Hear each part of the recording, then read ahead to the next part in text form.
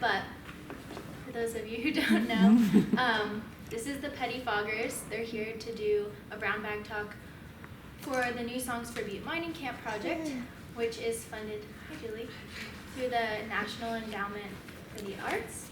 And they did some research here at the Butte Archives about mining songs and union movements, and they recreated one. And so they're going to talk about the research that they did and then perform that song and maybe a few of their own. So, the Pettifoggers. Right. Also, their concert at the Chateau is tomorrow night at 7 o'clock.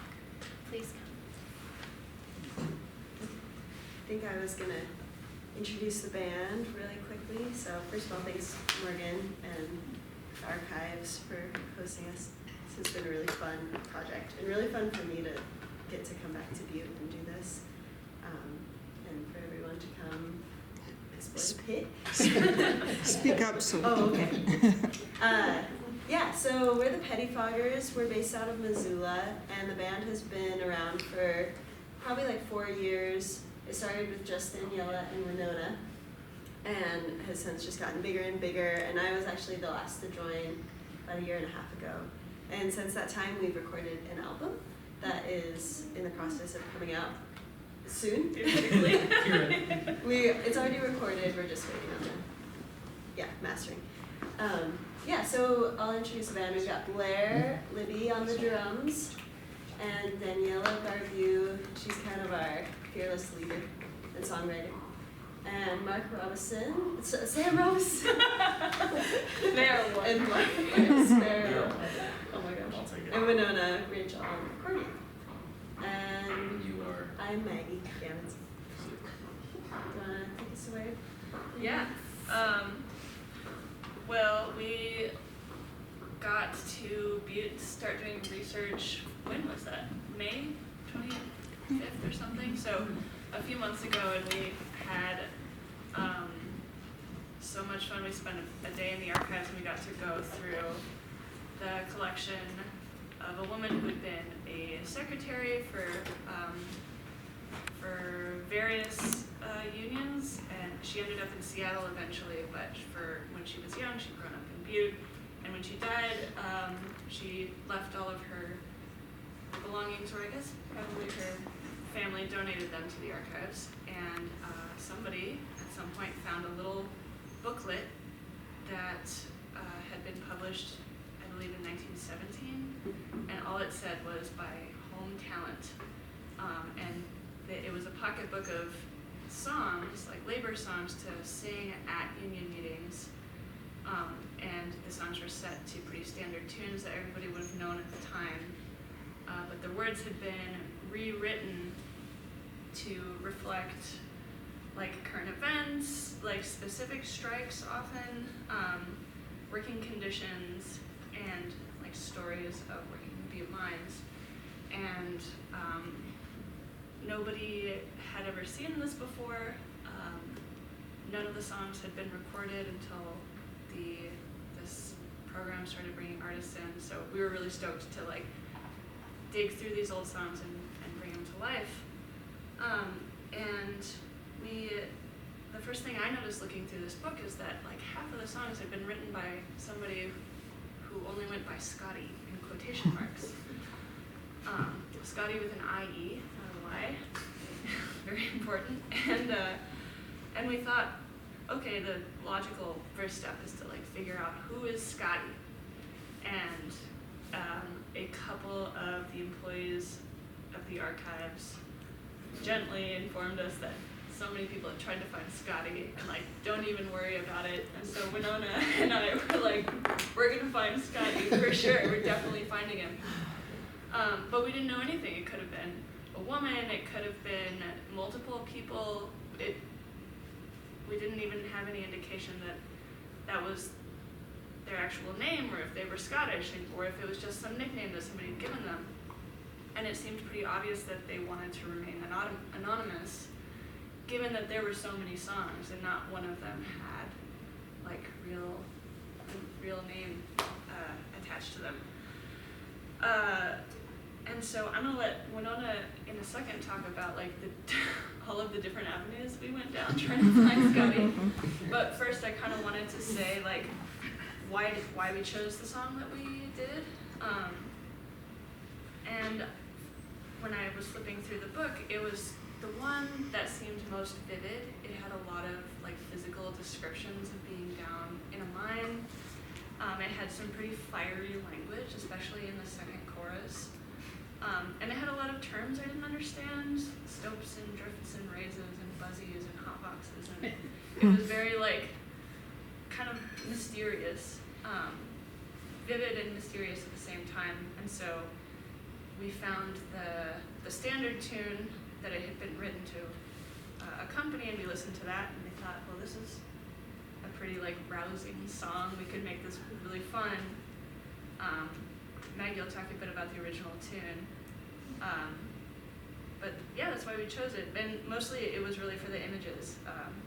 And so actually, if you guys are interested, we printed off the lyrics and have a list of like terminology that probably a lot of people here already know, but were new to us. Am I missing anything? Yeah, so that's how we chose the song, and we spent a good day up in the Butte archives and then explored the streets of Butte at night, and then since then we've just been looking through, mostly I've been looking through digitized newspapers through the Library of Congress's website and browsing the archives website and continuing on our research at home. So Winona's going to tell you about trying to find Scotty. Well, spoiler, we did not find Scotty, but we did find a couple interesting things. Pete Stegner, Wallace Stegner's son, interviewed an electrician named Tiger Thompson, who apparently knew Scotty and described him as a wobbly who worked the mines of Butte in 1917 and 18. And I mean, we can guess that he was maybe Scottish or had Scottish heritage. But he is the author of many of the songs in Emily's book. And Tiger Thompson also said that he contributed a lot to the Butte Daily Bulletin, which you all probably know, a labor magazine, but unfortunately that magazine was raided in 1918 and they only started saving and archiving after the raid. So kind of during the time of Scotty, we have no record left of things he may have written.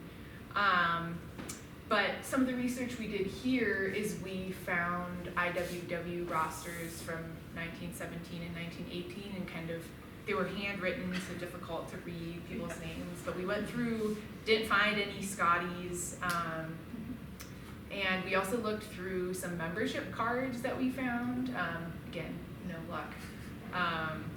And the other thing, when digging through newspapers, kind of at home, not at the archives, we found that 2 men named Scotty were injured in a Red Lodge mining incident in 1906. Yeah, same year, same incident, two Both different named Scotty. Scotty, and both survived, Yeah. even though many people did die in that incident.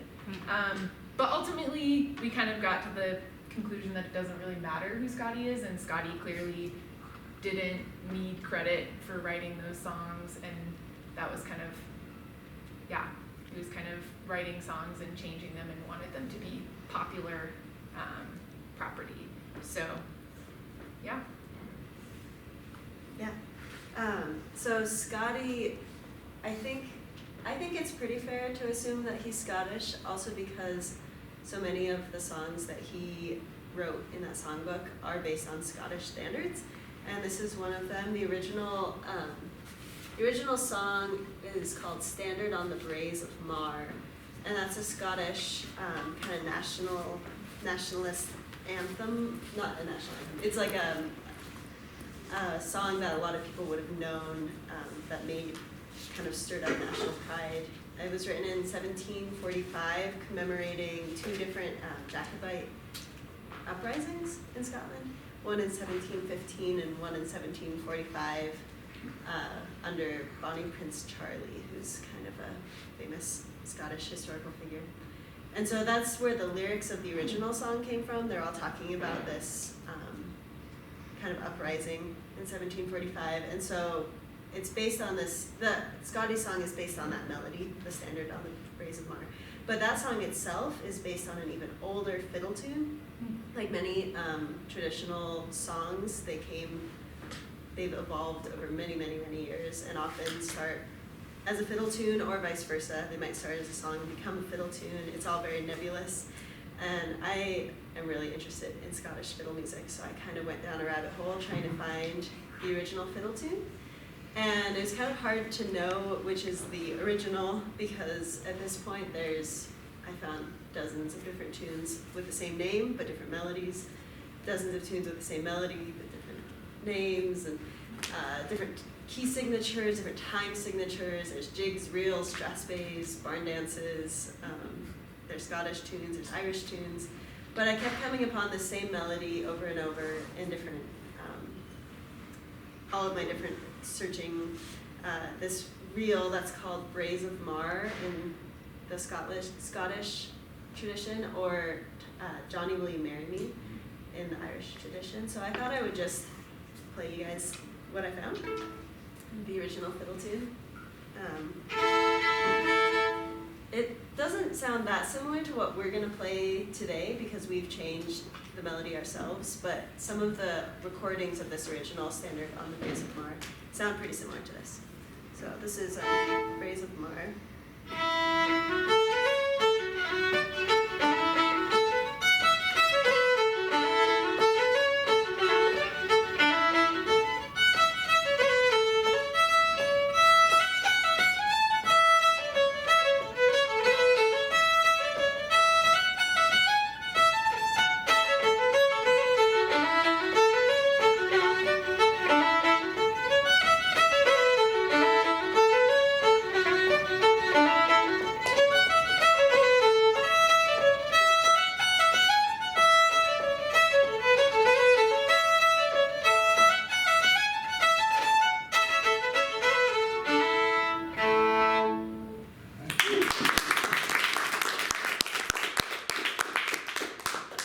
So that's kind of the old fiddle tune version of the song we're about to play. And I just wanted to note before passing it on to Mark to talk about,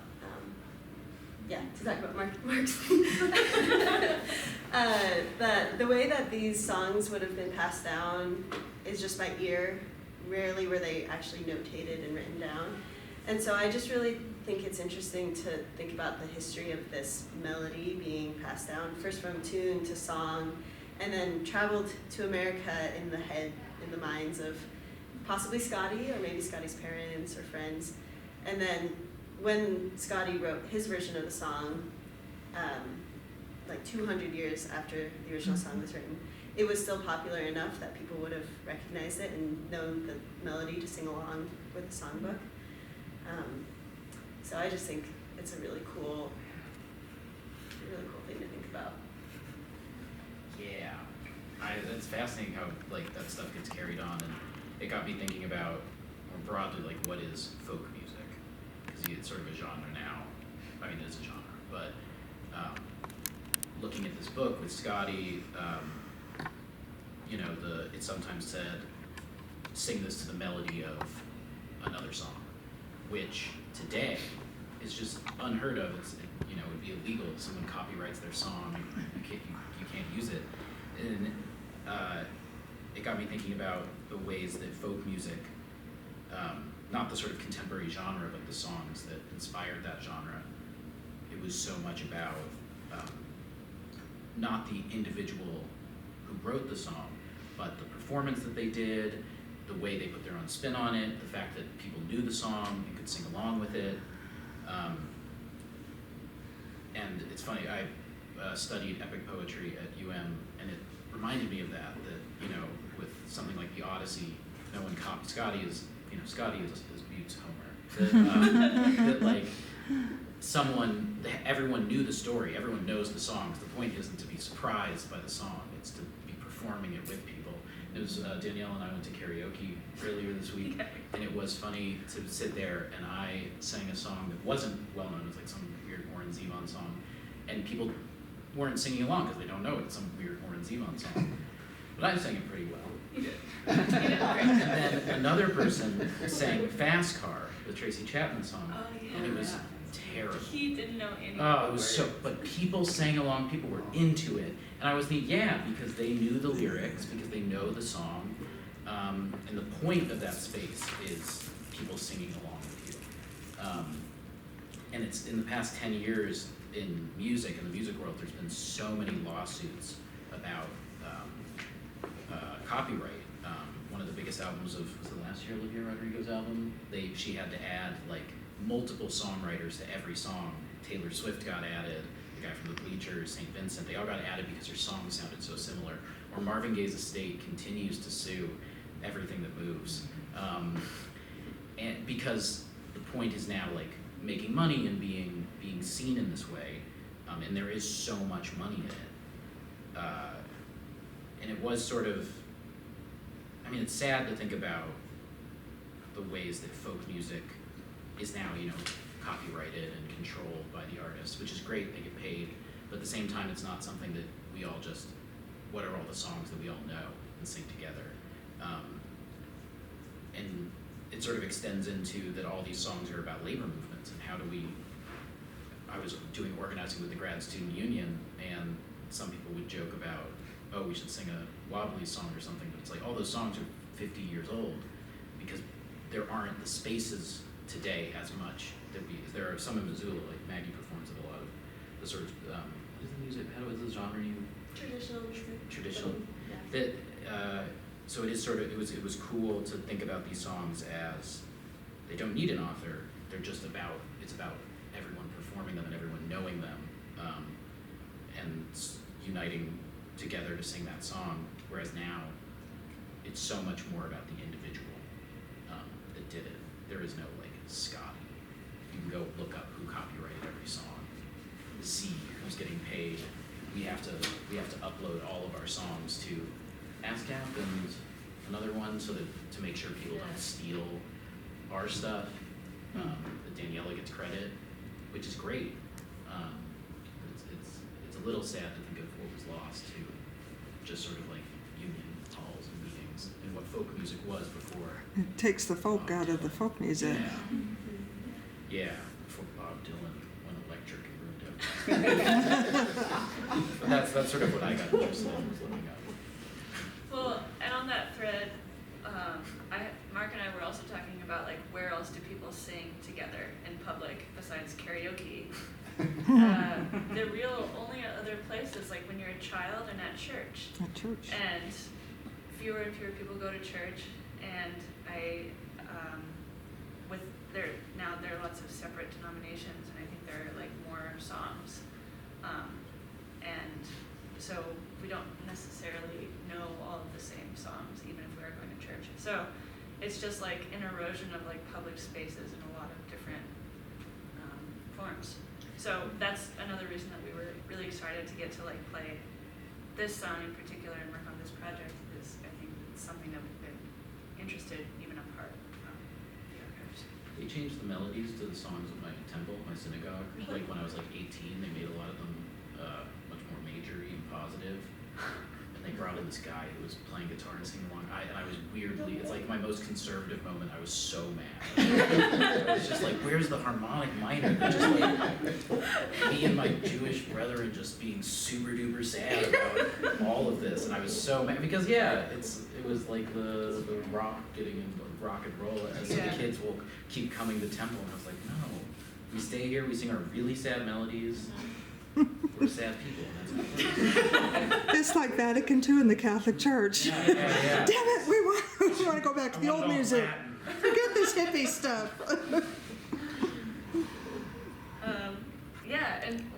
And on that vein, we're going to tell you about how we took this song and made it our version instead of the folk version. Pettifoggers TM. We chose the song and listened to the recording of the Scottish March over and over again, and I even got the sheet music and kind of sent it along with everybody. And then as I was listening to it, it seemed kind of displaced from the like feeling I got actually reading the lyrics. It was very rousing and like very like there was no change in tempo. There was no variation to it, and reading the words, I actually felt kind of sad while I was going through the book, because it's a bygone era. We didn't know who Scotty was, and we went down like these research wormholes trying to find people who had like struggled their whole lives against a machine that kind of won eventually. And so I felt sad, and so I made the song more sad. As I was sitting at home like playing the chords over and over, I just kind of started to modify some of them from major into minor, and incorporating, well, the way I write songs is I'm not a very good guitarist, so I often pick chords that are close to each other and that are easy to make, so I did a little bit of that. But, you know, instead of this like nice D, I would find like something that kind of rings out just a little more open and unresolved. So I was looking for those chords and a way to add a little bit of variation. So I wrote a little jam, because I knew that we've got a lot of talented musicians that I get to play with, and I want to hear them and not just sing the whole time. So this is no longer a song that you would sing in a union meeting. Now it's something more like reflective. So that's how I kind of approached the changing the songwriting. Well, but I still tried to keep it true to the tune at its core and some of the major changes within it. And I think Blair has some words to say about rewriting the song. So I want to talk about percussion arrangements. Drum sets or trap sets or contraptions, that's where the word trap comes from. They did not exist in 1817. But the history of drums is really interesting, and it's multicultural, just like the mines were, like the city of Butte was. So snare drums, so-called, because they were developed in Europe for military purposes, for keeping people in time as they marched down the battlefield. The snare wires on the bottom were originally or very similar to a snare trap, like for trapping an animal. So they have that, you know, get the snare off, it's not on the head. It sounds like any other drum or tom-tom.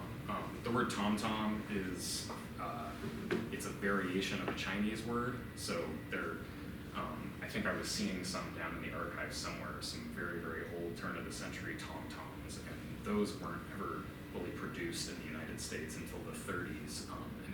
Until the 1930s and 1940s, people were just buying these Chinese tom-toms, they were calling them. So it was people who were working in mines and railroads and so on, who immigrated from China, that brought toms, which are the, you know, Phil Collins. Those are toms we know today. Crash cymbals and ride cymbals were developed more for jazz music over time in the US and elsewhere. But you've probably heard of the company Zildjian. These are Zildjian cymbals. Those are Turkish. The bass drums were really developed from West African long or more tubular drums that were built either out of a single trunk of a tree or kind of staves, almost like a conga, which if you've heard of Cuban instrument congas, that's developed from Congo, like the Democratic Republic of the Congo, and it was similar to the drums that formerly enslaved people in Cuba were using. So the bass drum pedal that I'm hitting right now, that one wasn't patented, I think, until the late 1920s. So trap sets would not have existed with this kind of music. Maybe these instruments, all these instruments existed. It would be a stand-up bass, of course, not an amplified electric bass, but those might have been played. And then the hi-hat is also fun. They were originally called sock cymbals, and they were down on your foot, and it was a very low-tech version of two cymbals hitting each other. And over time, they developed. It went from sock cymbal to, well, originally it was just a cymbal on the ground that they were stomping on. Those two cymbals together, and then the low hat, because it kind of looks like a hat coming down, and then the hi hat that was using this very similar contraption. It hasn't really changed in about 75 years since then. It's still a basic thing. But the drum set in itself is an American, mostly New Orleans-based instrument that was created for jazz music. But with this kind of mining, labor, early folk music, we probably would have heard something like a Scottish march on a snare drum, and maybe there was someone with a marching bass or some kind of cymbal or a bell or something like that. But I tried to arrange it and get that marching feel with some mining noises. And, we'll see how it goes. Tell me what you think. Should we play? Let's play. Right, it's a small room, but there are a lot of instruments, so I've got a mic, but if anybody can't hear or if it's too loud, interrupt us, suffer silently. That's easy.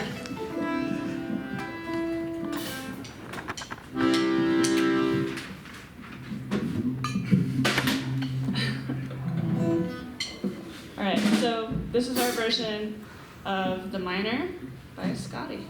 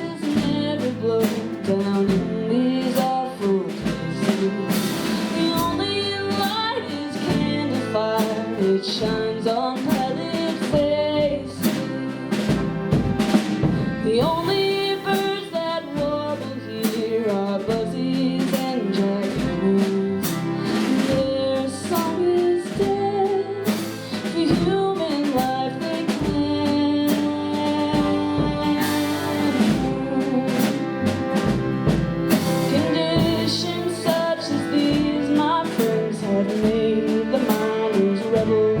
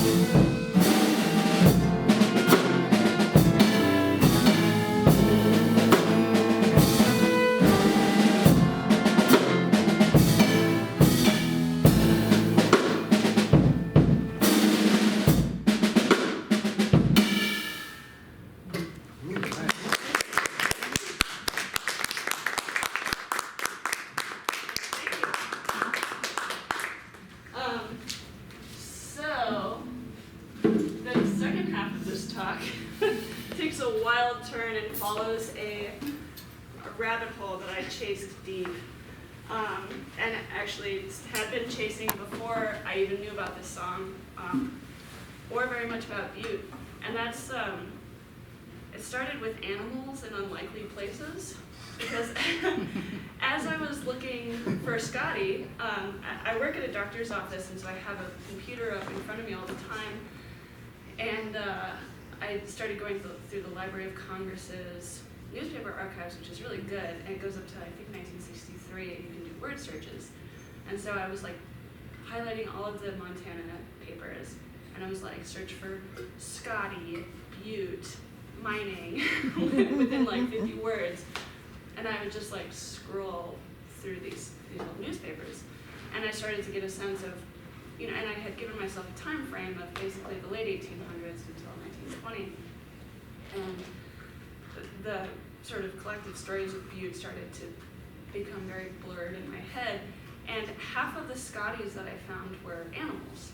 And so there were, there was a dog, there were horse races, with commentary on Scotties, there were mules. And I remembered that a few years back, I had just kind of randomly come across some article about mules working down in the Butte mines. And so I started looking, I was wondering, like, would Scotty have, like, what would he have encountered, like, in his day? And was he hanging out with mules? And, like, were there animals, like, in Scotty's life? And this, I understand, is a very, like, different direction from old folk songs. But Maggie and I had been talking about this not too long ago, that at the time of this publication, mining was changing pretty drastically, and even the song we just played kind of mythologizes an older version of mining. They probably weren't working a ton by just candlelight by like 1917. The electricity was coming into the mines, and actually through the archives website I found an article about how by 1915 mules were being pulled out of the mines, and already they were sort of nostalgic about the battle days when you were just working with a candle around your neck, and you know, the mules, I think there were like 1,000 mules or more down in the Butte mines. And this really struck me as like a place where mules should not be. And you guys have probably all seen the pictures of them like wrapped in burlap and hung upside down and like dropped down these huge elevator shafts. But after just sort of looking in fascination through these like mule photos and documents on mules, I saw that they were kind of treated as like a folk hero and as labor heroes or mascots. There's great stories about mules who wouldn't work, you know, a minute past their 8-hour shift. They recognized the shift whistles. They, you know, could tell if too much ore had been put in the carts. They would stop moving. You know, they had the capacity to keep pulling, but they wouldn't pull over, you know, a ton or whatever their weight limit was. And so, and the miners saw this as like a great symbol of just demanding basic rights and good treatment by your employers, because you know, that was the chain. The mules were asking of the miners pretty much the same thing that the miners were asking of the company. And so even when they were on strike, this was a great article I found, I think, before 1917, 1606 maybe. There was an article in the Anaconda Standard about strike, but a few miners had remained behind to take care of the mules. And so like they would like cross the picket lines because they loved these creatures so much, and felt like, I think, real tenderness towards them. And so I thought that there was something striking about the like collective folk experience of this anonymous like Scotty figure who worked in some mine during some parts of the 1917 and 18, and these mules who also didn't have any sort of voice for themselves, but we have these like collected histories of the mules. And when I searched for like individual stories of individual mules, it was hard because they were often talked about like as a group. But I did find a couple. There was one mule who was enormous and white, and they called him Patty the Ghost. There was a mule that had a preferred brand of chewing tobacco. He would only take that, and if a miner offered him a different brand, he'd sort of like So look the other way. mules were chewing tobacco. Yeah. Oh yeah. Yeah. And they were drinking beer. Yeah. And my favorite mule story is about a mule who wore a tin around his neck and a candle inside the tin. And if the candle blew out, the mule would stop. Like he'd stop walking, and he would like not work until the candle was relit, or he would, kind of nuzzle the person working with him. And it just struck me as like really sweet and really sad that like this mule, like all he had was like his caretaker. I think they're called skinners who kept the mules, and like his candle, and like that's what he held on to. And that felt like a really like personal mule story. A lot of these mule stories felt a little like mythologized. The mules that won't carry another oar, the mules that won't work past 8. Like maybe those are true, maybe not, but the candle in the tin seems really real. And then the last mule story I have to share is this mythological grazing grounds that they would be retired to. Is that a real place? Over off of Mill Creek Road in Really? Anaconda, there's the mule farm. Okay. 'Cause I was going to tell you, does it make you feel better that they were retired to Well, a beautiful valley? I like to believe that they were, but I haven't actually found. They were blind by that point. Yeah, I know Yeah. a lot of them went blind, and a lot of them just died in the mines. And I have a whole nother wormhole I won't talk about, but about the way animals have been like buried in this Scotty research that I found. So the idea of like hauling a dead mule back up the shaft was kind of funny and disturbing. But yeah, apparently if they outlived their service, they would be retired to a green pasture where they could live out their days back under the sun. And I like really want to believe that, and it's sort of told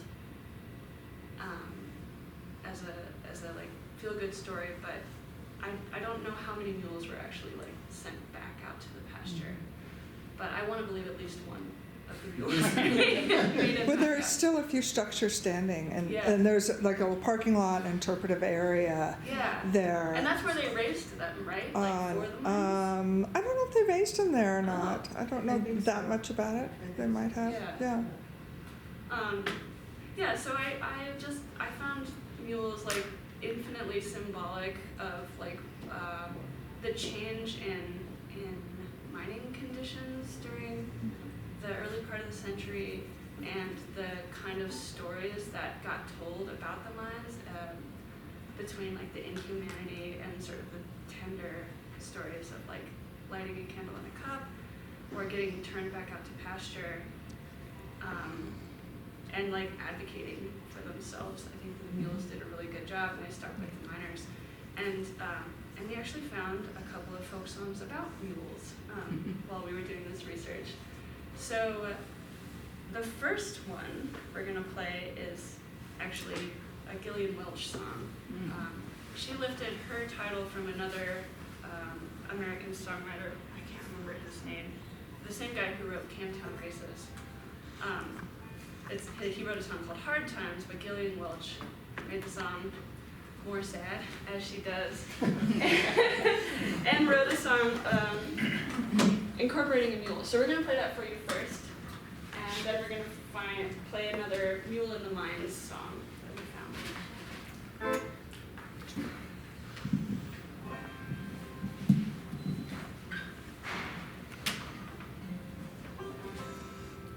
Good to go? Yeah.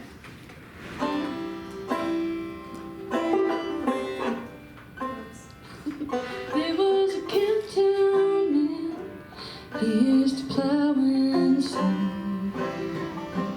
He loved that mule and the mule loved him. When the days got long, as it does about now, I'd hear him singing to his muley cow. Saying, come on, you sweet old girl, I bet the whole damn world we're gonna make it, yeah, to the end of the road.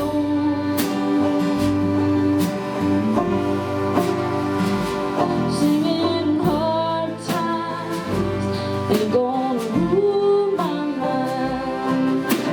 Hard times, they're gonna rule my mind. That's it, hard times, they're gonna rule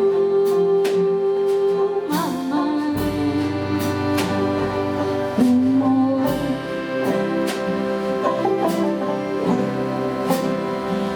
See, it's a mean old world, heavy and cold. That big machine is just a picking up square. And we're supping on tears, and we're supping on wine. We'll get to heaven in our own sweet time. So come on, you Asheville boys, turn up your old town noise.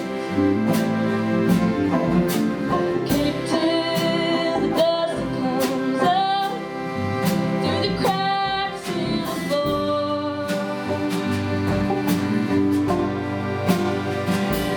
Singing hard times, they're gonna rule my mind, brother. Hard times, they're gonna rule my mind. Hard times, they're gonna rule my mind. No more.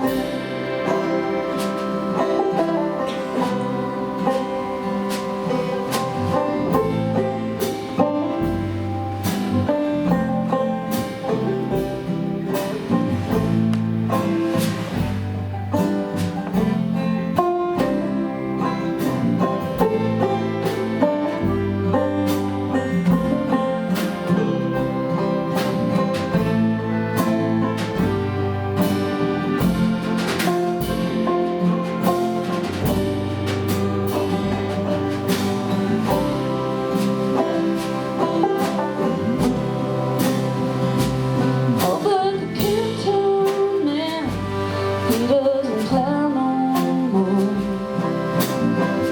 I've seen him walking down to the superstore. Guess he lost that neck, he forgot that soul. Woke up in the morning and the mule was gone. So come on, you ragtime kings, come on, you dogs and sing. Pick up that dusty old horn and give it a blow. Singing hard times, they're gonna rule my mind, honey. Hard times, they're gonna rule my mind, sugar. Hard times, they're gonna rule my mind. No more.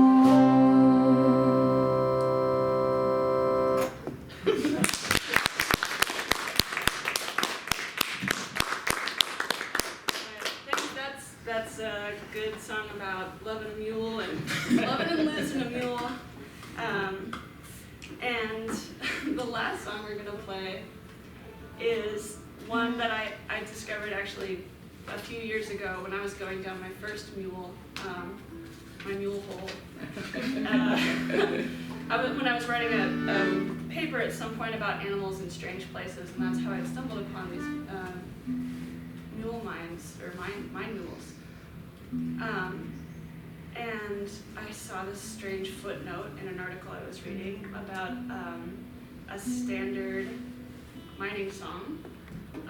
And it was actually written by, I think this is a Waylon Hand article, who did a lot of folklore and folk tunes research in Butte and elsewhere.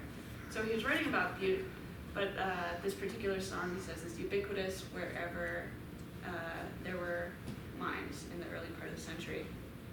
And comes from a tune called My Sweetheart's the Man on the Moon, but it had been rewritten as My Sweetheart's a Mule in the Mine.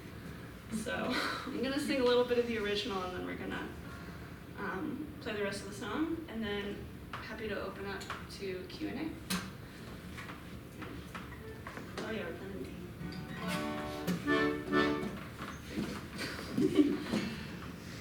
My sweetheart's the man on the moon, and I'm gonna marry him soon.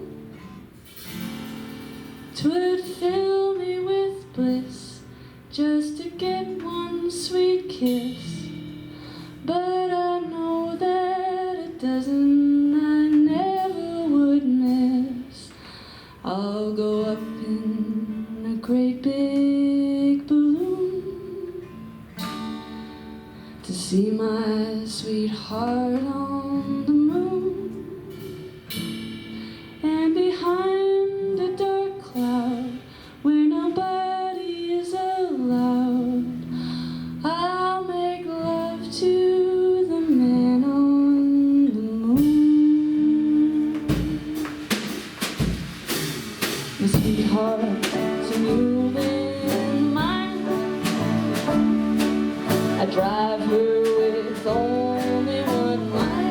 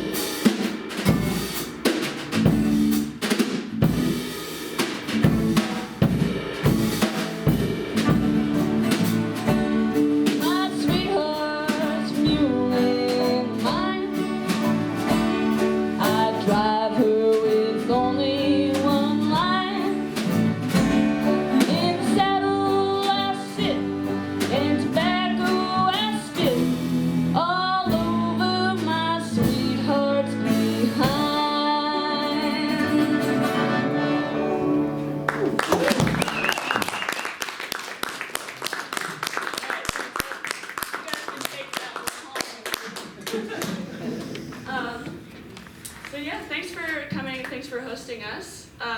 So if you have any questions, here we are. Yeah. Well, you have me interested in Scotty, of course.